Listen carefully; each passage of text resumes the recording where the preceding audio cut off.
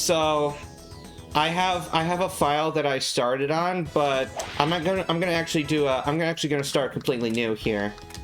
So I am going to be metal because, well, that is my namesake. So, and then yeah, we'll do a new profile here. So yeah, you can have 6 game saves on this on your memory card. So that's cool. That's cool, I guess. Makes it a little more convenient for the potential speedrun, but there are definitely some differences just based on a cursory glance. So So first, let's just you know, kind of knock out the basics. Everything you wanted to know about Hot Shots Golf 2, but were afraid to ask. I don't know why, but did Sakuraba do this game too? I don't even know, because the Wikipedia entry doesn't even have any information on composition or who made the game other than Clap Hanz. So, yep, I'm gonna turn on BGM because for whatever reason, by default, they always seem to turn off the music, whereas in Mario Golf, it's always music by default is on.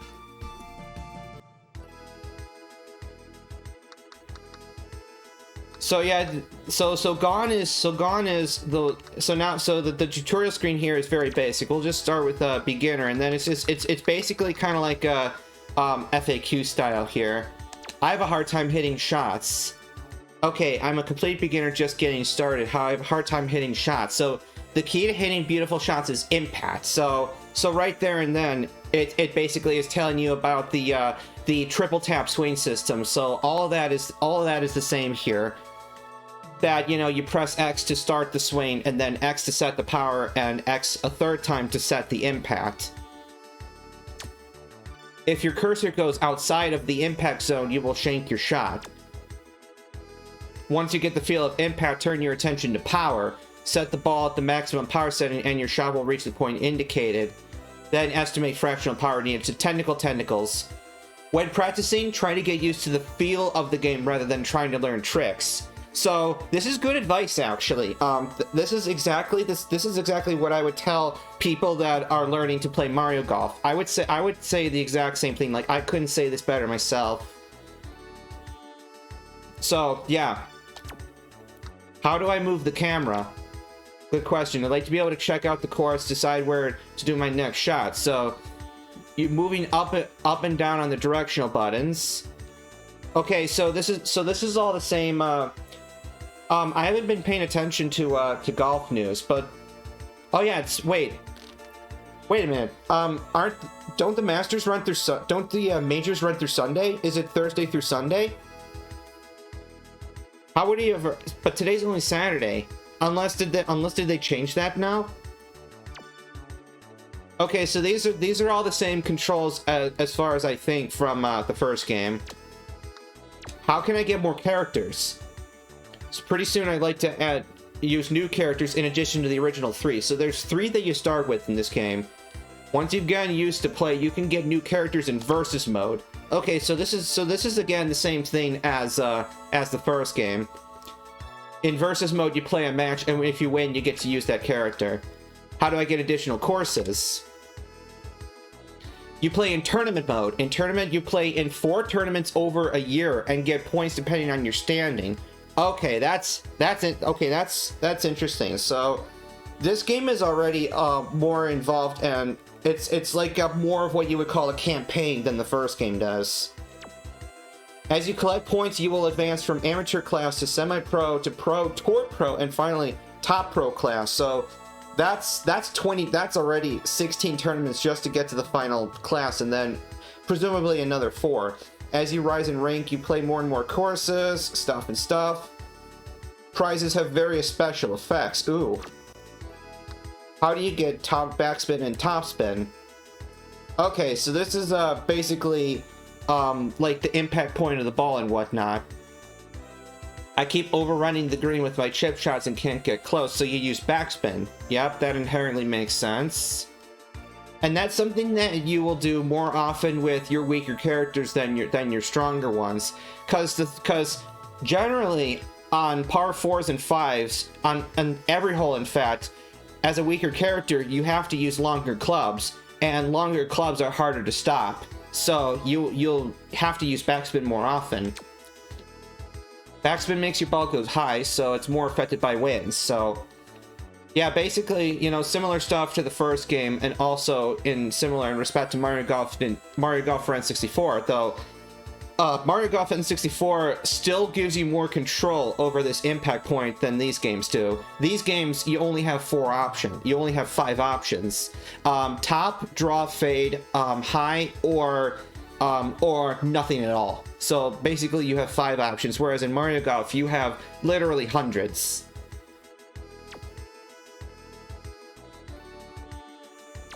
Okay, and then recording high scores. Tournament and stroke. Okay. Yeah, so the thing with Toadstool Tour is that you have artificial topspin and backspin and super top and back on top of the impact point adjustment. So that adds an entire extra dimension to the adjustments you can make. Okay, intermediate. Reading the wind. So in particular, the wind speed does not appear on a tee shot. So this is a mechanic that returns from the first game. And that the arrow is the direction the wind is blowing. The wind speed ranges from 0 to 18. In order to determine what the question mark means, you can determine by either the direction that the flag is blowing, the motion of the clouds. That's interesting. I never thought about that. I never thought about looking at the clouds to see which way the wind goes, but maybe this is a new thing here. Or also pressing the R2 button to toss up some grass. So that is a returning mechanic from the first game that is, by happenstance, is also in Mario Golf N64, but is not explained in any way, shape, or form. So I honestly, for over 20 years of having the game, never knew that. And then of course you get a feel for it. So stuff. Reading the green. You'll notice the green has slopes. Not really a good substitute for actual experience. Yeah, basic stuff that the faster the ball rolls, then the more it gets affected. And there's going to be indicators on the green. Okay, power shots. So once again, using the square button will give you power shots for a little extra boost. You gain an additional 10 yards, so that's different too. So apparently this is just like a flat number as opposed to a percentage that was in the first game. In the first game, you added 6% regardless of club, and only use it when you need it. So obviously, I would use it most commonly to reach under green regulation on a par 5 or a super long par 3 or something like that. Approach mode. So, you know, similar deal. Once you're inside 60 yards, then you can opt for a lower and more controlled shot with regardless of clubs. It doesn't have to be your sand wedge. There is no limit to the number of times you can use approach. And if you click it again, then you get the super approach mode. So this is a mechanic that actually is more similar to what you see in the portable Mario Golf games, both for the Game Boy Color and for the Advanced Tour that is not on the console games, is that there is an extra power level. There's an extra power level for approaches for 30 yards. And so this could allow you to fine-tune your distance control for short shots even more. So that's cool to see. Okay, and then this is just for draws and fades by holding left or right during your swing. And then apparently it explains that some characters have inherent curves of their own. And then slope of the land and power loss. So this talks about the lie indicator. So this is all stuff that is familiar to us from the first Hot Shots and from other Mario Golf games. So yeah, if the ground tilts, then the ball will acquire an additional fade or draw, depending on its tilt. And there's no substitute for practice, of course. And then, you know, as always, the advice is keep the ball on the fairway to minimize distance variation and distance loss. And finally, advanced. Longest drive flags. Okay, so there's little indicators that will mark your longest tee shot on each hole. Fascinating. So these flags mark your long ball record for each hole, and these are updated each time you play. So I guess that's like a little thing you can do as your own personal achievement. Okay, top pro class. So clubs and balls are prizes you can win on tour. Equip your character with these items before heading on the course to improve his or her abilities. So that's a new feature for the series here, is that by progressing through the tournaments, you can get items that will bolster your character further, whether it's improved accuracy, improved distance, or whatever have you.